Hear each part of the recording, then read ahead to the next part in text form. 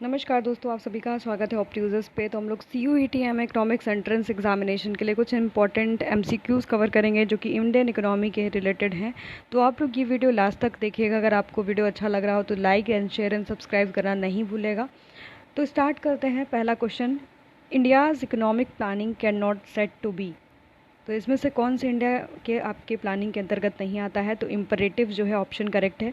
ये आपकी India planning को नहीं कह सकते, यानी इंडियन जो आपका इकोनॉमिक प्लानिंग है वो इम्परेटिव नहीं है।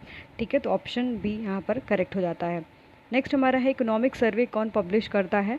तो याद रखिएगा, मिनिस्ट्री ऑफ फाइनेंस। ये इसके द्वारा जो है आपका इकोनॉमिक सर्वे जो है पब्लिश किया जाता है। वेरी इंपॉर्टेंट, इसको कहेंगे।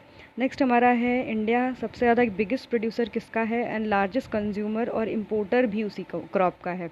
तो याद रखिएगा कि पल्सेस का जो प्रोडक्शन है वो इंडिया बहुत ज़्यादा भी करती है, पर उसको लार्जेस्ट अमाउंट में कंज्यूम भी करती है एंड इम्पोर्ट भी करती है।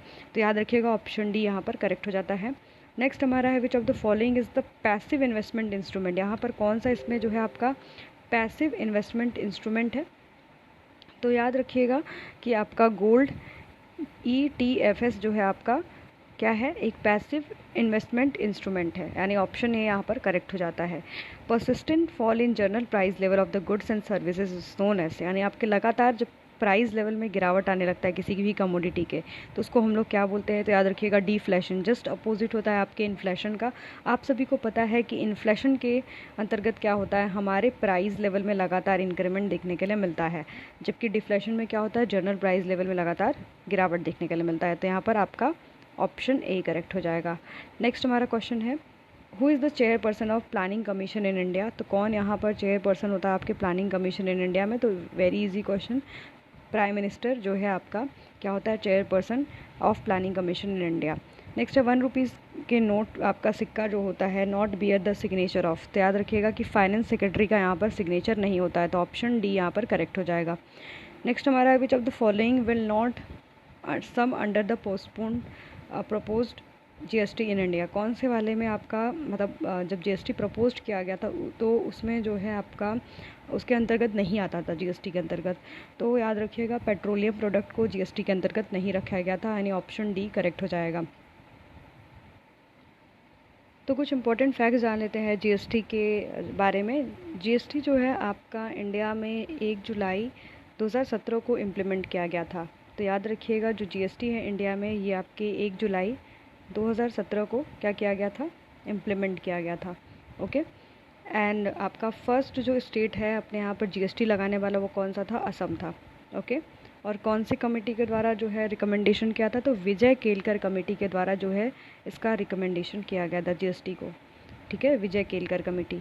एंड आपका GST कहाँ से लिया गया है? तो based on the Canadian model. ये आपके GST जो है वो आपके कैनेडियन मॉडल के ऊपर बेस्ड है। और इसके जो अभी ब्रांड एम्बेसडर है वो कौन से हैं? वो आपके अमिताभ बच्चन है GST के ब्रांड एम्बेसडर। याद रखिएगा कि GST जो है आपके आर्टिकल के अंतर्गत भी आता है। GST has been implement under the article 279। ये आपके 279 आर्टिकल के अंतर्गत आता है। तो इम्पॉर्टेंट है आपका ये GST से रिलेटेड इंपॉर्टेंट फैक्ट्स। नेक्स्ट हम लोग क्वेश्चन देखते हैं, the concept of 5 year plan borrowed from. हम लोग किससे जो है 5 ईयर प्लान का कंसेप्ट लिए हैं? तो ये हमारा रशिया के द्वारा जो है, रशिया के यहाँ से लिया गया है 5 ईयर प्लान। नेक्स्ट हमारा, who is the largest trading partner of India? सबसे ज़्यादा लार्जेस्ट ट्रेडिंग पार्टनर कौन है इंडिया का? तो इस वर्ष में इस समय USA है, और उसके बाद कौन है? चाइना है। नेक्स्ट हमारा है, ऑप्शन ए यहाँ पर करेक्ट हो जाएगा। In which year national development council was set up? कौन से वर्ष में आपका नेशनल डेवलपमेंट काउंसिल का यानी NDC का जो है सेटअप किया गया था? तो यहाँ पर जो है ऑप्शन डी करेक्ट हो जाएगा, यानी 1952 में आपका नेशनल डेवलपमेंट काउंसिल का जो है सेटअप किया गया था। The department of family planning was setup in, family planning को कब सेटअप किया गया था? तो 1966 में जो है आपके फैमिली प्लानिंग को सेटअप किया गया था। नेक्स्ट हमारा क्वेश्चन है, which of the following are the immediate objective of population policy of 2020? तो याद रखिएगा कि कौन कौन सा इसमें इमीडिएट ऑब्जेक्टिव आपके पॉपुलेशन पॉलिसी 2020 का। तो पहला आपका ऑब्जेक्टिव है meet the need of the contraception, ये भी आपका ऑब्जेक्टिव था इमीडिएट। दूसरा है meet the need of health infrastructure. तीसरा है आपका meet the need of the health person. ठीक है, तो यहाँ पर ये तीनों जो है आपके ऑब्जेक्टिव्स थे 2020 के पॉपुलेशन पॉलिसी के अंतर्गत। The rank of growth in Hindu rate of growth is establish at, तो ये कौन सा आपका हिंदू रेट ऑफ ग्रोथ जो है एस्टेब्लिश हुआ था किस परसेंटेज पे, तो याद रखिएगा 3.5% पे जो है एस्टेब्लिश हुआ था आपका हिंदू रेट ऑफ ग्रोथ। तो जो ये टर्म है आपका हिंदू रेट ऑफ ग्रोथ वो राज कृष्णा के द्वारा दिया गया है। ये आपके इंडियन इकोनॉमिस्ट थे, इन्होंने 1978 में ये कंसेप्ट दिया था। ठीक है, तो याद रखिएगा कि हिंदू रेट ऑफ ग्रोथ किसके द्वारा जो कंसेप्ट दिया गया है, तो याद रखिएगा राज कृष्णा के द्वारा। ठीक है, इनके द्वारा दिया गया था 1978 में। ठीक है, इम्पॉर्टेंट फैक्ट रहा आपके लिए। नेक्स्ट हमारा है the book planning economy of India for India was written by, तो आपके एम विश्वेश्वरैया के द्वारा जो है ये लिखा गया था। ऑप्शन बी यहाँ पर करेक्ट हो जाएगा। नेक्स्ट हमारा what is the full form of NITI Aayog, very easy, ये आपका national institute for transforming India, यानी ऑप्शन डी यहाँ पर करेक्ट हो जाएगा। नीति आयोग का फुल फॉर्म है ये।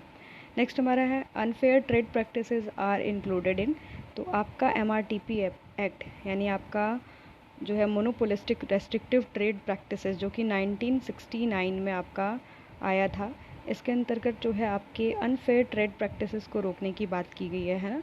यहाँ पर आपका जो है मोनोपोलिस्टिक रेस्ट्रिक्टिव ट्रेड प्रैक्टिसेस यानी 1969 के अंतर्गत जो है आपके अनफेयर जो ट्रेड प्रैक्टिसेस चलते थे पहले, उसकी बात की गई है।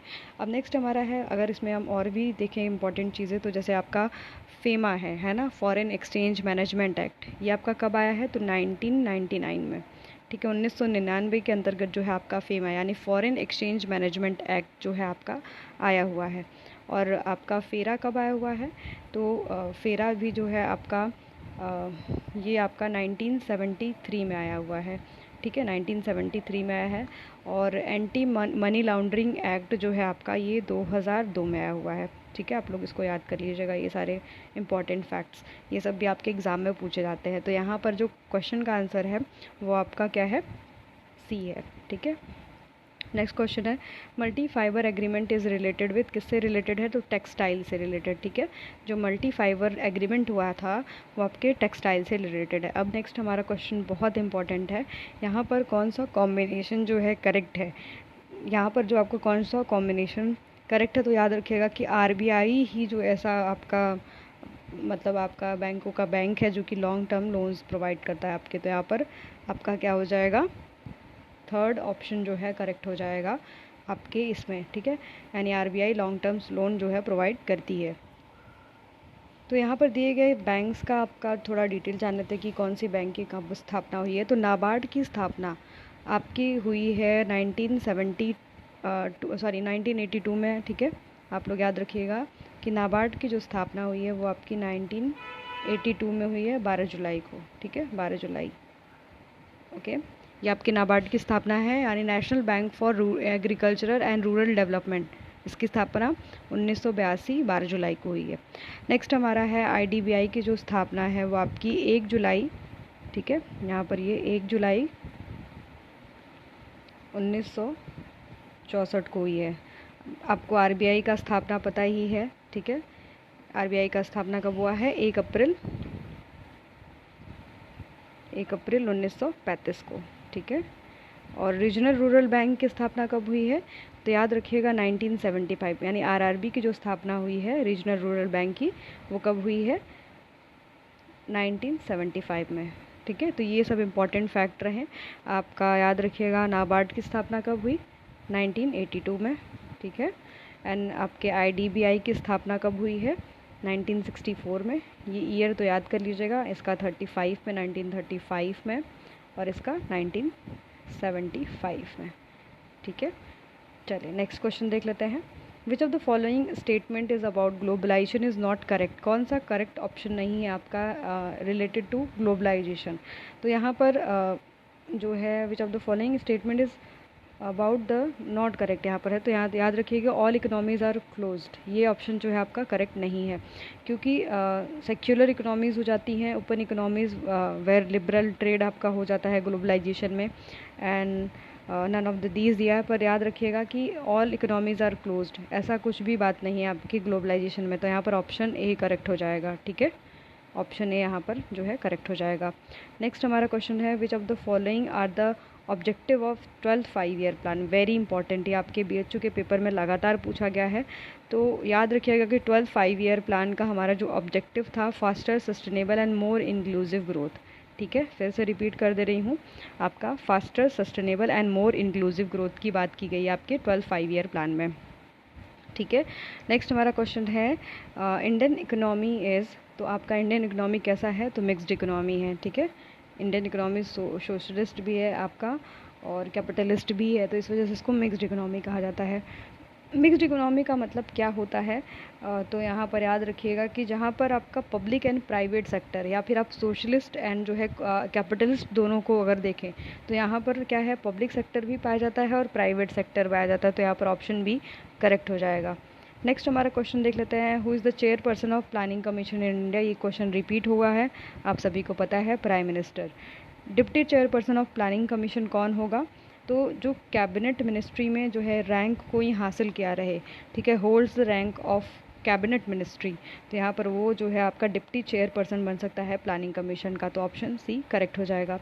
Second 5 year plan led more stress on, सबसे ज़्यादा सेकेंड 5 ईयर प्लान जो है किस पे आपका स्ट्रेस देता है, तो याद रखिएगा इंडस्ट्रियलाइजेशन में, इसी में आपकी हैवी इंडस्ट्रीज़ का जो है सेटअप हुआ था सेकेंड 5 ईयर प्लान में, जबकि फर्स्ट 5 ईयर प्लान आप सभी को पता है एग्रीकल्चर पे ज़्यादा फोकस करती थी। ठीक है, तो आप सभी को पता होना चाहिए कि जो आपका फर्स्ट 5 ईयर प्लान था वो 1951 में जो है आपका स्टार्ट हुआ था। ठीक है, 1951 टू 1956 तक जो है आपका चला था, और ये जो प्लान था वो आपके हैरोडोमर मॉडल पे बेस्ड था। फर्स्ट 5 ईयर प्लान में जो है टोटली एग्रीकल्चर पे फोकस किया गया था, जबकि आपके सेकेंड 5 ईयर प्लान पे इंडस्ट्रियलाइजेशन पे फोकस किया गया था, और ये जो है आपका सेकेंड 5 ईयर प्लान महल नोबिस यानी PC महल नोबिस के मॉडल पे बेस्ड था। ठीक है, PC महल नोबिस के मॉडल पे बेस्ड था। हम एक वीडियो बनाएंगे जो कि आपके 5 ईयर प्लान से रिलेटेड जो है होगा, तो आप लोग उसको भी देख लीजिएगा। ओके, नेक्स्ट क्वेश्चन है, a rolling plan is a plan for. Rolling plan आपका क्या होता है, जो आपका 1 ईयर के लिए हो। ठीक है, उसको हम लोग क्या बोलते हैं, रोलिंग प्लान बोलते हैं, तो यहाँ पर आपका ऑप्शन ए करेक्ट है। The rolling plan was design for the period of, कब डिज़ाइन किया गया था आपका, तो 1978 में जब जनता पार्टी की गवर्नमेंट थी, तो उस समय जो है इसको आपका प्लान किया गया था। तो रोलिंग प्लान आपका कब से कब तक हुआ था, 1978 से लेके 1983 तक चला था। ठीक है, 83 तक। नेक्स्ट हमारा क्वेश्चन है, the major objective of first 5 year plan. तो आपका मेजर ऑब्जेक्टिव जो था, यहाँ पर 31 लिखा है, तो 31 नहीं होगा, यहाँ पर फर्स्ट 5 ईयर प्लान होगा, टाइपिंग मिस्टेक है ये। तो जो फर्स्ट 5 ईयर का आपका मेन गोल था वो क्या था, एग्रीकल्चरल डेवलपमेंट, यानी एग्रीकल्चर का विकास करना, कृषि का विकास करना। The major portion of working population of India in, सबसे ज़्यादा मेजर पोर्शन किसमें आपका इन्वॉल्व है आपके इंडिया में, तो याद रखिएगा कि प्राइवेट सेक्टर में। नेक्स्ट हमारा क्वेश्चन है, the planning in India diverse it's objective from, तो कहाँ से करता है आपका, directive principle of state policy. अगर आप प्लानिंग इन इंडिया को देखेंगे तो आपके DPSP, ठीक है, ये आपके उस पर आधारित है।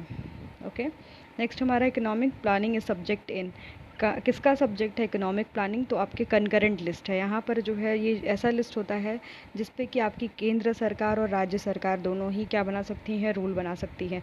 तो आपका जो इकोनॉमिक प्लानिंग होता है वो दोनों का सब्जेक्ट होता है, चाहे आप स्टेट ले लो चाहे आप यूनियन ले लो। तो कनकरेंट लिस्ट ऐसा लिस्ट होता है जिसपे कि यूनियन और स्टेट दोनों ही आपका क्या कर सकती है, प्लान बना सकती हैं। नेक्स्ट हमारा क्वेश्चन है, the contribution of Indian agriculture sector, आपका क्या कंट्रीब्यूशन था अभी, तो अभी जो है सर्विस सेक्टर का कंट्रीब्यूशन जो है बढ़ रहा है, और हमारे कंट्रीब्यूशन ऑफ एग्रीकल्चर सेक्टर क्या कर रहा है, लगातार डिक्लाइन कर रहा है। नेक्स्ट हमारा क्वेश्चन है, the concept of 5 year plan was introduce by, किसके द्वारा इंट्रोड्यूस किया गया था, तो याद रखिएगा ये जवाहरलाल नेहरू के द्वारा जो कंसेप्ट ऑफ 5 ईयर प्लान है वो इंट्रोड्यूस किया गया है। नेक्स्ट हमारा है, the strategy of ruling plan was adopted by, किसके द्वारा जो है आपका अडॉप्ट किया गया है, तो मोरारजी देसाई की गवर्नमेंट में ऐसा किया गया था, यानी 1978 के टाइम पे आपने इसको देखा है, तो उस समय किसकी गवर्नमेंट थी, मोरारजी देसाई की, तो उस समय जो है अडॉप्ट किया गया था ये। नेक्स्ट हमारा है, the total expenditure for agriculture was highest in which 5 year plan, कौन से 5 ईयर प्लान के अंतर्गत सबसे ज़्यादा खर्च आपके एग्रीकल्चर यानी कृषि पे किया गया है, तो वेरी इंपॉर्टेंट क्वेश्चन है ये, आपके 4th 5 ईयर प्लान में सबसे ज़्यादा जो है कृषि यानी एग्रीकल्चर पे आपका खर्च किया गया है, तो 4th 5 ईयर प्लान के अंतर्गत सबसे ज़्यादा कृषि पे खर्च हुआ है। तो फर्स्ट चेयरपर्सन कौन थे आपके प्लानिंग कमीशन के? तो याद रखिएगा कि जवाहरलाल नेहरू जो थे वो आपके फर्स्ट चेयरपर्सन थे प्लानिंग कमीशन के। ठीक है। कौन सा ऐसा 5 ईयर प्लान था जहाँ पर कि आपका एग्रीकल्चर का ग्रोथ जो है नेगेटिव हो चुका था? तो थर्ड 5 ईयर प्लान ऐसा था जिसमें कि आपका एग्रीकल्चरल ग्रोथ क्या था, आपका नेगेटिव में जा चुका था। ठीक है, तो ऑप्शन सी यहाँ पर करेक्ट हो जाएगा। Globalisation of Indian economy means, यहाँ पर क्या मतलब है आपका ग्लोबलाइजेशन का इंडियन इकोनॉमी में अगर मतलब इंट्रोड्यूस हुआ है तो, क्योंकि आप सभी को पता है एलपीजी जो पॉलिसी है वो 1991 में आई थी। तो इसका मतलब क्या है? तो यहाँ पर है minimum possible restriction on economic relation with other country, यानी सबसे कम जो है आपका मिनिमम रेस्ट्रिक्शन रखना, जबकि मैक्सिमम रेस्ट्रिक्शन नहीं रखना है, क्योंकि अपने हम ट्रेड को क्या कर रहे हैं, ओपन कर रहे हैं हम, यानी एक्सपोर्ट किसी से इजीली करेंगे और इम्पोर्ट भी कर सकते हैं। तो यहाँ पर ग्लोबलाइज होने का मतलब जो हमने रेस्ट्रिक्शन लगा के पहले रखा था आज़ादी के बाद, वो हम क्या करेंगे, कम कर देंगे, उसको मिनिमम कर देंगे। नेक्स्ट हमारा है नेशनल डेवलपमेंट काउंसिल जो है, ये भी हम लोग क्वेश्चन कवर कर चुके हैं। कब स्टार्ट हुआ था? तो 1952 में। The take off stage in the economy, very important, आपके इस मॉडल से भी क्वेश्चन बहुत आते हैं। ठीक है, इसमें 5 स्टेजेस है आपके रोड शो के मॉडल से। तो टेक ऑफ स्टेज में क्या होता है आपका, कैसा ग्रोथ होता है इकोनॉमी का? तो याद रखिएगा स्पीडी ग्रोथ इस समय आपका चालू हो जाता है, यानी ऑप्शन सी करेक्ट है। क्लोज्ड इकोनॉमी का मतलब क्या है? क्लोज्ड इकोनॉमी का मतलब यही होता है कि जहाँ पर एक्सपोर्ट और इम्पोर्ट क्या किया जाए, नहीं किया जाता है, मतलब बंद कर दिया जाता है, उसको हम लोग क्लोज्ड इकोनॉमी कहते हैं। Which of the following statement is correct about Indian planning commission, कौन सा यहाँ पर इंडियन प्लानिंग कमीशन को मतलब एक तरीके से इसका करेक्ट स्टेटमेंट दिया गया है? तो इंडियन प्लानिंग कमीशन जो है वो आपकी कॉन्स्टिट्यूशनल बॉडी नहीं है, यहाँ पर ये स्टैचुटरी बॉडी है जो कि आपके सरकार के द्वारा बनाया जाता है, जो सरकार बनती है उसके द्वारा जो है प्लानिंग कमीशन को बनाया जाता है। आप सभी को पता है कि हमारी प्लानिंग कमीशन अब नीति आयोग में यानी नेशनल ट्रांसफॉर्मिंग जो है आपके इंडिया में कन्वर्ट हो चुकी है। तो अब जो है ये तो वैसे भी आपकी कॉन्स्टिट्यूशनल बॉडी नहीं थी। ठीक है, ये आपके कहीं भी संविधान में इसके लिए कोई भी आपका आर्टिकल नहीं है। तो यहाँ पर जो ऑप्शन बी है करेक्ट हो जाएगा। Which sector of the public sector is most dominant, सबसे ज़्यादा कॉमर्शियल बैंक आपके पब्लिक सेक्टर में डोमिनेंट है, ऑप्शन डी करेक्ट हो जाएगा। इंडिया हैड प्लान हॉलीडे कब आपका डिक्लेयर किया गया था? तो आफ्टर द ड्रॉट ऑफ 1966 में बहुत ज़्यादा ड्रॉट आ गया था, सूखा पड़ गया था, इसकी वजह से प्लान हॉलीडे आपका डिक्लेयर किया गया था 1966 में। तो ऑप्शन ए करेक्ट हो जाएगा। इकोनॉमिक्स प्रोडक्शन मींस, इकोनॉमिक में प्रोडक्शन का मतलब क्या है? तो यहाँ पर यूटिलिटी को क्रिएट करना है ना, आपके जो है सेटिस्फैक्शन को जनरेट करना। ठीक है, यूटिलिटी मतलब आपका सेटिस्फैक्शन होता है, उसको जनरेट करना ही आपका इकोनॉमिक प्रोडक्शन का मतलब है इकोनॉमिक्स में। नेक्स्ट हमारा है which type of economy can termed as a laissez faire economy, laissez faire economy आपका क्या होता है, याद रखिएगा, जहाँ पर there is no intervention of the government, यानी कैपिटलिस्ट टाइप ऑफ इकोनॉमी को हम लोग क्या बोलते हैं, लेजस फेयर इकोनॉमी बोलते हैं। आप सभी को पता है कि आप अमेरिका जो है वो कैसी इकोनॉमी है, लेजस फेयर, यहाँ पे there is no interruption of the government there. तो आपकी कैपिटलिस्ट इकोनॉमी कैसी होती है, लेजस फेयर इकोनॉमी होती है। इस वर्ड का मीनिंग कभी कभी पेपर में पूछ देता है। तो ऑप्शन डी यहाँ पर क्या जाएगा, करेक्ट हो जाएगा। नेक्स्ट हमारा है फेरा स्टैंड फॉर, अभी मैंने बताया था फेरा के बारे में आपको। तो जो है आपका फॉरेन एक्सचेंज रेगुलेशन एक्ट, ठीक है, इसको हम लोग फेरा बोलते हैं। फेरा जो एक्ट है वो आपका 1973 में आया हुआ है। ठीक है, 1973 में आपका फेरा एक्ट आया हुआ है, वेरी इंपॉर्टेंट। नेक्स्ट हमारा है फेमा एक्ट। तो फेमा एक्ट को भी मैंने आप सभी को बताया है, ये आपका 1999 में आया हुआ है। इसको हम लोग बोलते हैं फॉरेन एक्सचेंज मैनेजमेंट एक्ट। ठीक है, ये आपका ऑप्शन सी करेक्ट हो जाएगा। एंड आपका इसका जो स्थापना हुआ है फेमा एक्ट का, वो 1999 में हुआ है। नेक्स्ट हमारा है एमएनसी, आप सभी को पता है मल्टीनेशनल जो है मल्टीनेशनल कॉरपोरेशंस को बोलते हैं हम लोग एमएनसी। ठीक है, तो ये हमारे कुछ इंपॉर्टेंट 50 क्वेश्चंस रहे। ऐसे ही आपको नेक्स्ट 50 क्वेश्चन और देखने के लिए चैनल पे मिलेगा, तो चैनल को सब्सक्राइब कर लीजिएगा, बेल आइकन प्रेस करना नहीं भूलिएगा, जुड़े रहिएगा। धन्यवाद।